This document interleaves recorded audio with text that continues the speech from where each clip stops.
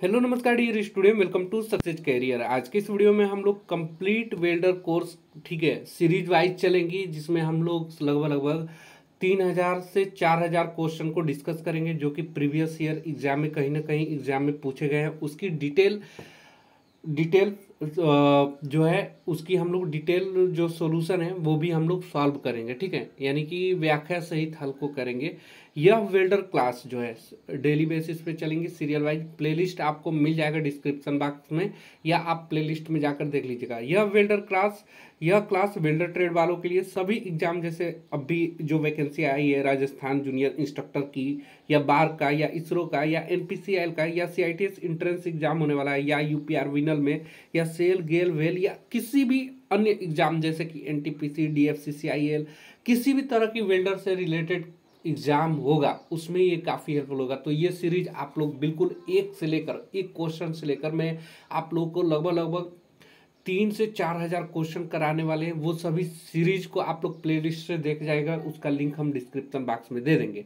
तो चलिए आज की क्लास को स्टार्ट करते हैं। और देखिए, आप अपनी तैयारी के लिए यहाँ पे सक्सेस कैरियर मोबाइल ऐप को डाउनलोड कर लीजिए। सक्सेस कैरियर ऐप डाउनलोड कर लेंगे तो यहाँ पे आपको आईटीआई कोर्स, सीआईटीएस कोर्स और ऑल कोर्सेस, उसके बाद पेड टेस्ट सीरीज मिल जाएगी। आपको क्या करना है, पेड टेस्ट सीरीज ज्वाइन में जाकर, और आपको यहाँ पे वेल्डर मास्टर टेस्ट सीरीज होगा। यहाँ पे देखेंगे welder Sankalp master test series for all competitive exam, इसको आप लोगों को ज्वाइन कर लेना है। जिसमें आप लोगों को प्रत्येक चैप्टर से प्रीवियस ईयर के 50 क्वेश्चन 150 मार्क का 60 मिनट में टेस्ट मिल जाएंगे। साथ में इसका पीडीएफ भी आपको यहाँ पे मिल जाएगा।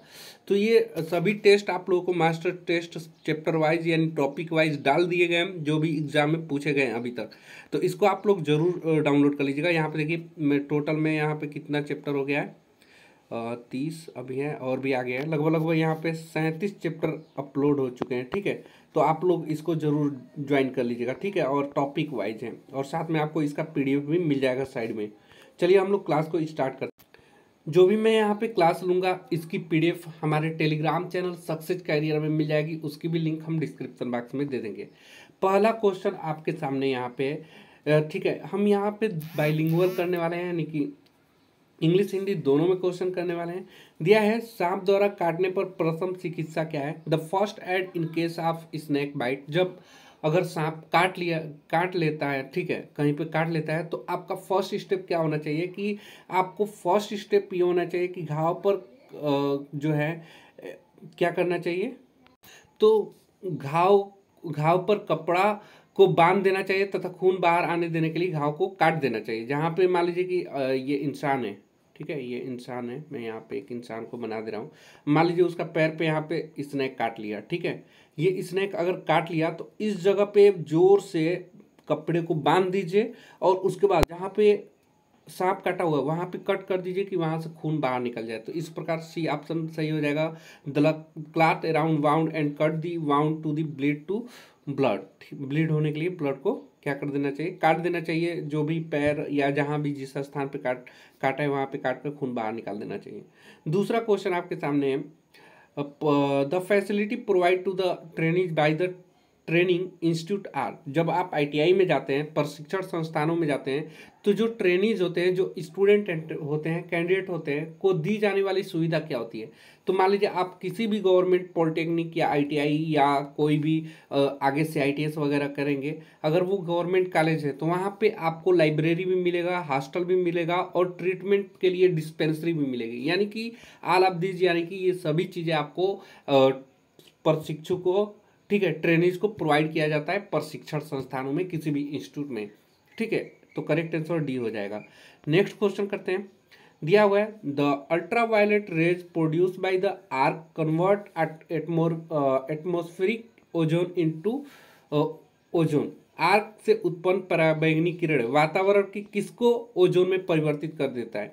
तो सबसे पहले देखिए, ओजोन में परिवर्तित करने के लिए ओजोन का फार्मूला क्या होता है? O3 होता है। ये O3 एक ऑक्सीजन का ही परमाणु है। तो जो ऑक्सीजन के परमाणु है वही किस में कन्वर्ट हो जाता है? O3, यानी कि ओजोन में कन्वर्ट हो जाता है। तो यहाँ करेक्ट आंसर क्या हो जाएगा? ऑक्सीजन इसमें कहीं नहीं लिखा है क्या? सॉरी, ऑक्सीजन यहाँ पे ऑप्शन होना चाहिए था, ऑक्सीजन। आप लोग थर्ड ऑप्शन में बना लीजिएगा यहाँ पे काट कर किसी को, क्योंकि देखिए हाइड्रोजन 2 जगह हो गया है, ठीक है, हाइड्रोजन 2 जगह हो गया है, जबकि ऑक्सीजन यहाँ पे होना चाहिए था। आप लोग इसको बना लीजिएगा, तो ऑक्सीजन का O से डिनोट करते हैं, और यही O 3 और परमाणु मिलकर O3 बना लेता है, जो कि ओजोन का फार्मूला है। चलिए नेक्स्ट क्वेश्चन बढ़ते हैं, चौथा नंबर। नेक्स्ट क्वेश्चन देखेंगे, which of the following is use to expel fumes and poisonous gases. ठीक है, फ्यूम तथा विषैली गैस को बाहर निकालने के लिए निम्न में से किसका प्रयोग किया जाता है। तो देखिए, जो फ्यूम एक्सट्रैक्टर है ना, फ्यूम एक्सट्रैक्टर, ये फ्यूम तथा विषैली गैसों को बाहर निकालने के लिए फ्यूम एक्सट्रैक्टर का प्रयोग किया जाता है। Fume extractor is use to remove fumes and poisonous gases. जितने भी पॉइजनस गैसेज है उनको रिमूव करने का काम कौन करता है, फ्यूम एक्सट्रैक्टर करता है। ठीक है, ड्यूरिंग द वेल्डिंग प्रोसेस के दौरान। ठीक है, तो चलिए नेक्स्ट क्वेश्चन बढ़ते हैं। अगला क्वेश्चन 5 नंबर का आप लोगों के सामने है, दिया है वेल्डर को स्वच्छ वातावरण देने के लिए डॉट डॉट डॉट प्रयोग करना चाहिए to provide a clean environment to the welder. ठीक है, क्या करना चाहिए, शुड बी यूज्ड, क्या यूज करना चाहिए, वेल्डिंग चश्मा का, वेल्डिंग दस्ताने का, या वेल्डिंग बूथ का, या वेल्डिंग शील्ड का। ठीक है, तो करेक्ट आंसर क्या हो जाएगा यहाँ पे, वेल्डिंग बूथ करेक्ट आंसर हो जाएगा। ठीक है, वेल्डर को स्वच्छ वातावरण देने के लिए वेल्डिंग बूथ का प्रयोग किया जाता है। वेल्डिंग बूथ में क्या होता है कि 0.5 मीटर प्रति सेकेंड से हवा दी जाती है। जिंक, सीसा, कैडमियम तथा तांबे की ऑक्साइड हानिकारक होते हैं वहाँ पे। तो करेक्ट आंसर यहाँ पे वेल्डिंग बूथ एक वेल्डर को स्वच्छ वातावरण देने के लिए to provide a clean environment to the welder, क्या वेल्डिंग बूथ प्रयोग किया जाता है। चलिए नेक्स्ट क्वेश्चन पे चलते हैं। 6 नंबर आप लोगों के सामने है, दिया है वेल्डिंग प्रक्रम में आग से बचाव के निम्न में से कौन से साधन है। ठीक है, आग से बचने के लिए कौन सा साधन उपयोग किया जाता है, which of the following is a means fire protection in the welding process. ठीक है, वेल्डिंग प्रोसेस के साथ जब हम लोग वेल्डिंग कर रहे होते हैं तो हम वाटर से आग लग जाता है, तो वाटर से बचेंगे या सैंड से या सॉइल से या ऑल ऑफ दिस। तो देखिए, जब हम जहाँ पे वेल्डिंग कर रहे होते हैं तो वहाँ पे आग के प्रकार से हिसाब से हम वाटर यूज करेंगे, सैंड यूज करेंगे, सॉइल भी यूज कर सकते हैं। तो करेक्ट आंसर क्या हो जाएगा, डी हो जाएगा। आपको पता है कि ABCD 4 प्रकार के आग होते हैं। ए प्रकार में लकड़ी और किससे, लकड़ी और ठोस पदार्थ से लगी आग आते हैं।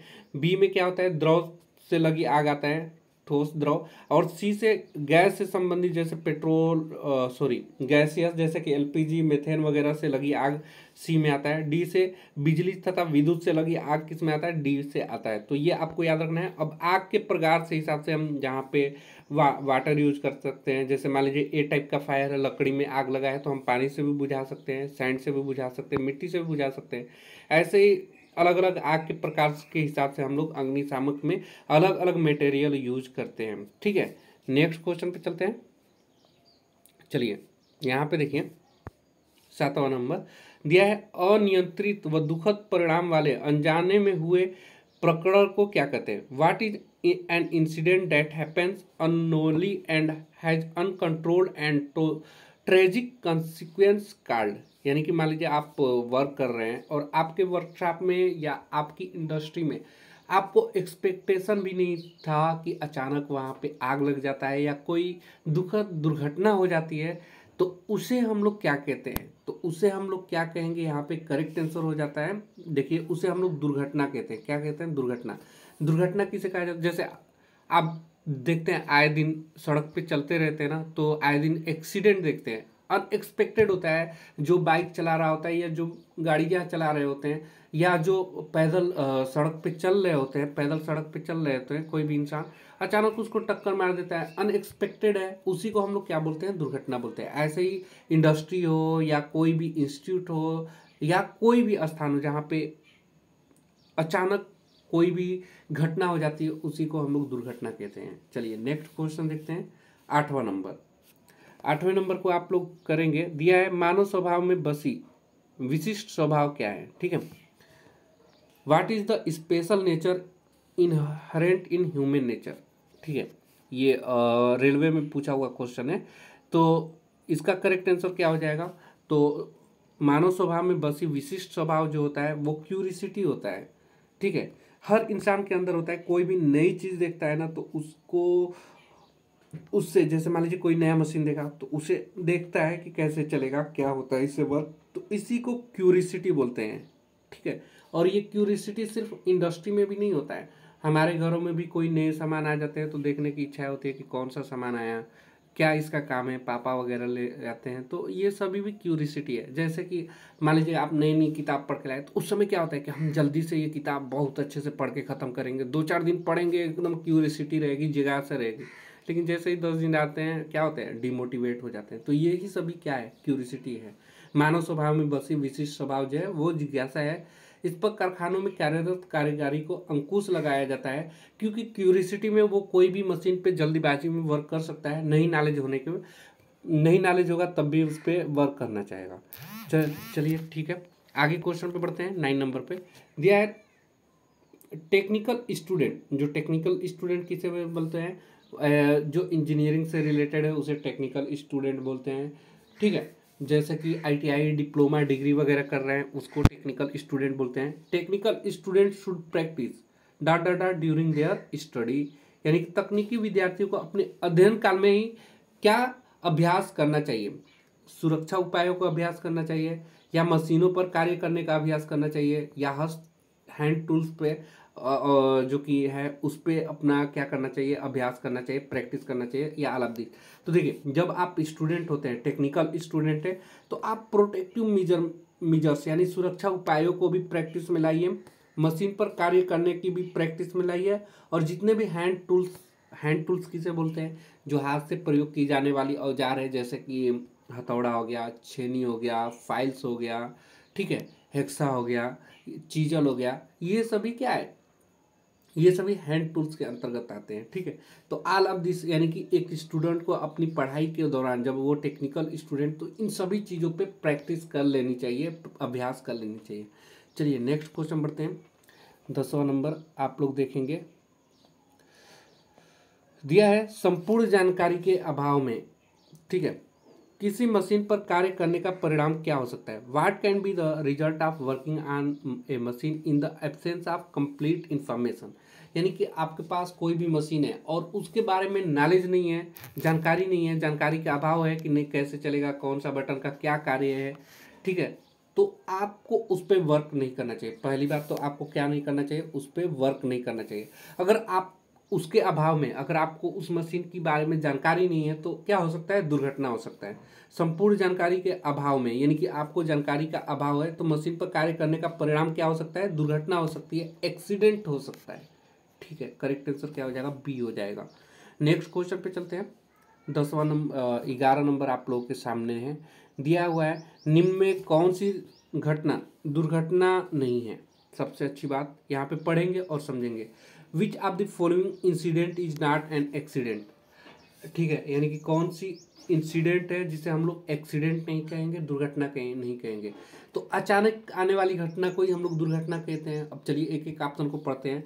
हाथ से हथौड़ा छूटकर सामने खड़े व्यक्ति को लगना, देखिए आपको अनएक्सपेक्टेड था, हथौड़ा आपसे आपके हाथ से छूट जाएगा, ये आपको भी नहीं मालूम था, लेकिन अचानक छूट गया और सामने खड़े व्यक्ति पे को लग गया, तो ये क्या है, दुर्घटना है। नेक्स्ट आगे बढ़ते हैं।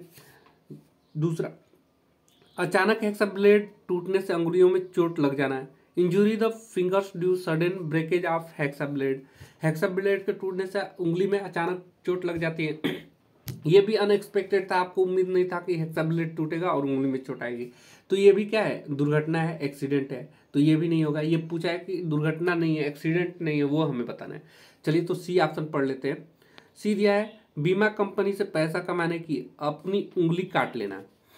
अब कोई जानबूझ के अगर कोई काम करते हैं, अपना सर फोड़ते हैं या जानबूझ के अपनी हाथ काट लेते हैं, पैर कर लेते हैं, तो वो दुर्घटना नहीं कहलाएगा। दुर्घटना क्या कहलाता है, अचानक अनएक्सपेक्टेड होता है, जो अचानक आ जाए। लेकिन आप यहाँ पे जानबूझकर बीमा कंपनी से पैसा कमाने की वजह से उंगली काट रहे हैं, तो यही क्या है, एक्सीडेंट नहीं है, यानी कि सी ऑप्शन सही हो जाएगा। यही एक्सीडेंट नहीं है, आपने जानबूझकर अपनी उंगली को काटा कि आपकी बीमा हुआ है, आपको पैसे मिल जाए, तो वो दुर्घटना में नहीं आएगा, वो आपकी लालच में आएगा कि आप लालची हैं, हैं टू कट योर फिंगर आप the make money from the insurance company. Insurance company की है कि अगर आपके हाथ कट जाते हैं तो इतने लाख, तो उसकी लालच में आप अपने हाथों को काट लेते हैं, उंगली को काट लेते हैं, तो इसे हम लोग एक्सीडेंट नहीं करते। अगला देखिए, फर्श पर पड़े तेल पर फिसलने से हाथ की हड्डी टूट जाना, fracture of the hand due to sleeping on oil on the floor. यानी कि फर्श पर तेल पड़ा है और आप चल रहे हैं, अचानक फिसल के गिर गए, हाथ टूट गया, तो वो एक्सीडेंट में आ जाएगा। यहाँ पे पूछा है कि एक्सीडेंट नहीं है, तो एक्सीडेंट कौन सा नहीं है? बीमा कंपनी से पैसा कमाने को अपनी उंगली काट लेना ही क्या है, ये एक्सीडेंट नहीं है। चलिए अगले पे चलते हैं। दिया है कार्यशाला में औजार को असुरक्षित अवस्था में उपयोग होने से क्या की संभावना बनी रहती है? किस चीज़ की संभावना बनी रहती है? There is a possibility of dot dot dot due to unsafe use of tools in the workshop. तो वर्कशॉप में अगर आप असुरक्षित व्यवस्था से औजारों यानी कि औजार का यूज करेंगे तो दुर्घटना हो सकती है। करेक्ट आंसर यहाँ पे क्या हो जाएगा? एक्सीडेंट हो सकता है। करेक्ट आंसर ए हो जाएगा। अभी मैंने बताया कार्यशाला में आपको कोई भी मशीन की अगर जानकारी नहीं है, कोई भी टूल्स की जानकारी नहीं है, तो आप उसे यूज ना करें, नहीं तो दुर्घटना हो सकती है। चलिए अगले क्वेश्चन पे चलते हैं। 13 नंबर दिया है कृत्रिम श्वसन क्रिया में सम्मिलित प्रक्रिया निम्न में से कौन सी है? ठीक है, देखिए ये जो चैप्टर है ना, ये हम लोग सेफ्टी चैप्टर से कर रहे हैं। ठीक है, ये पहला चैप्टर है, सिर्फ सेफ्टी से ही क्वेश्चन इसमें मैं इंक्लूड किया हूँ। तो आपको टॉपिक वाइज लगभग लगभग सभी हम लोग सीरियल वाइज आप लोग सभी क्वेश्चन को देखिएगा, सभी चैप्टर से हम इंपॉर्टेंट क्वेश्चन को डिस्कस कर लिए रहेंगे। दिया कृत्रिम श्वसन क्रिया में सम्मिलित क्रिया में निम्न में से कौन सा नहीं है? Clearing the airway, resuming breathing, to more cures, या ऑल ऑफ दीज। तो यहाँ जो करेक्ट आंसर हो जाएगा, यहाँ पे निम्न में से कौन सी है? कृत्रिम श्वसन। तो वायु मार्ग साफ करना भी एक कृत्रिम श्वसन है, श्वास पुनः चालू करना भी कृत्रिम श्वसन है, अधिक उत्सुकता होना भी एक सॉरी यहाँ पे मोर क्यूरियस ये नहीं होगा, यहाँ पे कुछ और ऑप्शन होना चाहिए जो कि ऑल ऑफ दीज आंसर होता। जैसे श्वास पुनः चालू होता है ना, ABC, एयरवे, ब्रीथिंग वे और सर्कुलेशन। यहाँ पे सर्कुलेशन से रिलेटेड होता है जो कि कृत्रिम श्वसन से रिलेटेड है। और कृत्रिम श्वसन आप पढ़े होंगे, लेबार्ड विधि, सेफर्ड विधि, ठीक है, और मुंह से मुंह में जो सांसें दी जाती है, ठीक है, तो ये सभी आप लोगों को याद रखना है श्वसन में। और बाकी यहाँ पे करेक्ट आंसर जो होगा वो डी होगा, क्योंकि यहाँ पे एयरवे, सर्कुलेटरी वे, ब्रेथिंग वे ये होना चाहिए, तीनों ऑप्शन होना चाहिए। चलिए नेक्स्ट क्वेश्चन देख लेते हैं, 14 नंबर। और एक चीज़ कृत्रिम श्वसन में आप लोग देखेंगे, यहाँ पे मैं एक एक चीज़ को डिस्कस कर लेता हूँ। पहला होता है सिल्वेस्टर विधि। सिल्वेस्टर विधि में क्या होता है? मरीज को पीठ के बल लिटाकर, ठीक है, कृत्रिम श्वसन की जाती है। दूसरा होता है शेफर्ड विधि, ठीक है, शेफर विधि। शेफर विधि में क्या होता है कि मरीज को पेट के बल लिटा दिया जाता है और उस पे जो हाथ से उसके चेस्ट के बगल में रब किया जाता है, जिससे कि उसके कृत्रिम श्वासें आ जाती है। एक होता है मुंह से मुंह में हवा भरना, इससे भी कृत्रिम श्वासें आ जाती हैं। ठीक है, ये सभी आपको याद रखना है। चलिए नेक्स्ट क्वेश्चन 14 नंबर पे चलते हैं। आपके सामने 14 नंबर दिया है, निम्न में से कौन सा दुर्घटना का कारण नहीं है? अब देखिए दुर्घटना का कारण नहीं है, दिया है which of the following is not a cause of accident. दिया है lack of interest in work, कार्य में रुचि न होना, ये दुर्घटना का कारण है। अधिक फुर्तीला होना, या देखिए अधिक अगर फुर्तीला है तो आप दुर्घटना का कारण नहीं है। आप एक्टिव हैं, कार्य करने की शैली, आपको हर एक चीज़ में एक्टिव रहते हैं, तो आपको दुर्घटना का ये कारण नहीं है। ठीक है, और अगर आप कार्य में रुचि नहीं है और कार्य में रुचि नहीं होते हुए भी मशीन पे ज़बरदस्ती बैठा दिया गया, मन नहीं लग रहा है, तो एक्सीडेंट हो सकता है। अधिक उत्सुक है तब भी आपका एक्सीडेंट हो जाएगा। अधिक उत्सुक, अभी हमने क्यूरिसिटी के बारे में बताया था, टू बी मोर क्यूरिसिटी क्या होता है कि अधिक किसी चीज़ को करने की, जल्दी करने की लालसा, मशीन है मैं ये वर्क कर लूँगा, मैं ये जान रहा हूँ, यही क्यूरिसिटी है। ठीक है, तो ये भी दुर्घटना का कारण हो सकता है। और तीसरा भी अनुशासन ही नहीं, यानी कि बीइंग अनडिसिप्लिन, अगर आप अनडिसिप्लिन है, डिसिप्लिन नहीं है आपके अंदर का, तो आपका दुर्घटना का कारण बन सकता है। यहाँ पे पूछा है कि दुर्घटना का कारण नहीं है, तो अधिक फुर्तीला होना ये दुर्घटना का कारण नहीं है। नेक्स्ट क्वेश्चन देखेंगे 15 नंबर आपके सामने है, दिया है जब करंट बहुत निचले स्तर पर होता है तो इलेक्ट्रिक शॉक का व्यक्ति पर क्या प्रभाव पड़ता है? What effect will an electric shock have an person when current is at a very low level. ठीक है, यानी कि बहुत ही लो लेवल पे, कम तापमान पे, करंट का अगर इलेक्ट्रिक शॉक लगेगा तो क्या प्रभाव पड़ेगा ये आपको बताना है। तो देखिए, तो यहाँ पे करेक्ट आंसर क्या होना चाहिए। सबसे पहले देखिए, जब करंट बहुत निचले स्तर पर होता है तो इलेक्ट्रिक शॉक का व्यक्ति पर क्या प्रभाव पड़ेगा, वो अपना संतुलन खो देगा। नहीं, बहुत कम प्रभाव है इलेक्ट्रिक शॉक का, निचले स्तर पे है तो उस पर संतुलन नहीं खोएगा। संपर्क स्थान पर मामूली जलन होगी, there will be slight irritation at the contact side. ठीक है, यानी कि जहाँ पे करंट लगेगा ना वहाँ पे मामूली जलन होगी, यही करेक्ट आंसर होगा। ठीक है, क्योंकि निचले स्तर है, लो लेवल इलेक्ट्रिक शॉक लग रहा है। अपना होश खो देगा, नहीं, क्योंकि अब त्वचा पर ज़्यादा जलन होगा, ऐसा भी नहीं है। करेक्ट आंसर क्या हो जाएगा, संपर्क स्थान पर मामूली जलन होगी, करेक्ट आंसर हो जाएगा। नेक्स्ट क्वेश्चन देखेंगे, 16 नंबर दिया है, बिजली का झटका। ठीक है, लगे व्यक्ति को निम्न में से कौन सा पेय पदार्थ नहीं पिलाना चाहिए। Which of the following beverage should not be given to person who have received an electric shock। ठीक है, इलेक्ट्रिक झटके लगने से व्यक्ति को चाय नहीं पिलाना चाहिए, या वाटर नहीं पिलाना चाहिए, या कॉफ़ी नहीं पिलाना चाहिए, ऑल ऑफ दी। तो ये चारों आपको नहीं पिलाना चाहिए। जब कोई व्यक्ति को बिजली का झटका लग जाता है तो उसे पानी मत दीजिए, उसे वाटर मत दीजिए, काफ़ी मत दीजिए। ये क्या है, गर्म चीज़ें हैं। पहले तो चाय और कॉफ़ी गर्म चीज़ें हैं, और उसे इलेक्ट्रिक शॉक लगाए तो खुद ही उसके अंदर गर्मी होगी, तो उसे ये चीज़ें नहीं देना चाहिए। पानी नहीं देना चाहिए कि फफोले वगैरह जल्दी और ज़्यादा तेज फूल जाएंगे। फफोले के अंदर जो पानी भर जाता है तो वो और तेज़ी से भरने का चांस रहेगा। ठीक है, तो ये चीज़ें नहीं करनी चाहिए। नेक्स्ट क्वेश्चन पे चलते हैं। अगला क्वेश्चन आप लोगों के सामने है, चित्र से रिलेटेड क्वेश्चन है, जो कि आपको साइन पता होना चाहिए। चित्र में प्रदर्शित चेतावनी संकेत क्या दर्शाता है। Warning sign shown in the picture, ये वार्निंग साइन है।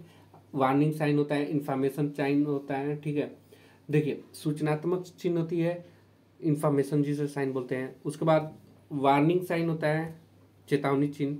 उसका प्रोहिबिशन साइंस होता है, यानी कि जो निषेधात्मक साइन है। ये सभी आपको पता होना चाहिए। चलिए इसको हम लोग आंसर देखते हैं, इसका आंसर क्या होगा। तो चित्र में दिखाया गया, ये जब भी ऐसा ट्रायंगल दे, ठीक है, जब भी ऐसा ट्रायंगल दे तो ये, और उसके अंदर अगर कोई मूड़ी हो और हड्डी का निशान हो तो इसे हम लोग बोलते हैं विषाक्त का खतरा, डेंजर, टॉक्सिक। करेक्ट आंसर इसे हो जाएगा। ठीक है, नेक्स्ट क्वेश्चन पे चलते हैं। ये देखिए, यहाँ पे चित्र में प्रदर्शित सुरक्षा संकेत किस प्रकार का है। ये चित्र दिखाया गया आप लोग के सामने। What type of safety sign is shown in the picture. इसमें ग्लव्स दिखाया गया। सबसे पहले आप देखिए, ये ग्लव्स दिखाया गया है। ये ग्लव्स क्या बताता है, तो ये ग्लव्स बताता है कि आपको कोई भी वर्क करने से पहले ग्लव्स वहाँ पे पहनना जरूरी है। मान लीजिए आप वर्कशॉप में जाते हैं या किसी इंडस्ट्री में जाते हैं और जिस काम पे कर रहे हैं, तो यहाँ वहाँ पे आपको सूचना चिन्ह मिलती है, और पोस्टर लगा होता है, वहाँ पे सिंबल लगे होते हैं। तो ये अगर सिंबल लगा हुआ है वर्क करने से पहले, तो आपको ये हो जाता है कि ये क्या करना है, अनिवार्य रूप से ग्लव्स को पहनकर वर्क करना है। जैसे बिजली का काम कर रहे हैं तो ग्लव्स, प्लास्टिक का ग्लव पहनकर ही करना चाहिए, ये एकदम अनिवार्य है। अगर आप प्लास्टिक का ग्लव्स पहनकर बिजली का काम नहीं करेंगे और बिजली का संपर्क लगेगा तो आपको झटके लग सकते हैं और एक्सीडेंट हो सकता है। तो यही बोला जाता है कि प्लास्टिक का ग्लव्स पहन के बिजली का काम करिए। तो ये अनिवार्य संकेत है। क्या है, अनिवार्य संकेत है। इन्फॉर्मेशन साइन होता है, मैंडेटरी साइन होता है, यानी कि अनिवार्य साइन। प्रोहिबिशन साइंस ऐसा होता है जिसमें किसी चीज़ को मना किया जाता है। जैसे मान लीजिए यहाँ पे सिगरेट बना दिया गया और यहाँ पे इसको क्रॉस कर दिया जाता है, यानी कि सिगरेट पीना मना है, तो प्रोहिबिशन साइन में आता है। चेतावनी चिन्ह, चेतावनी दी जाती है कि ये कार्य करना मना है। ठीक है, तो ये सभी चिन्ह होती हैं, आपको इसके बारे में जानकारी होनी चाहिए।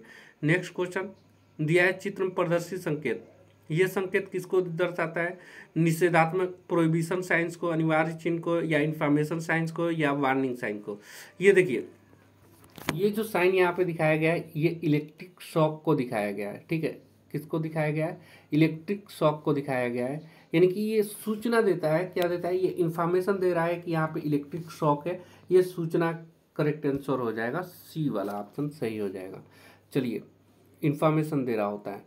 नेक्स्ट क्वेश्चन पढ़ेंगे। अगला दिया हुआ है क्वेश्चन आप लोगों के सामने, चित्र में प्रदर्शित सुरक्षा संकेत क्या है। The safety sign shown in the picture. अब यहाँ पे देखिए, एक मशीन चल रही है, उसके ऊपर से गार्ड है, गार्ड लगा हुआ है।